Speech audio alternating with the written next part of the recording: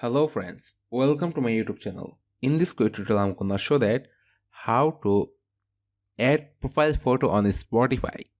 For these settings you have to open a browser, then you have to search Spotify. After searching Spotify, you can see here Spotify web player. Click to Spotify web player. Then you have to click here.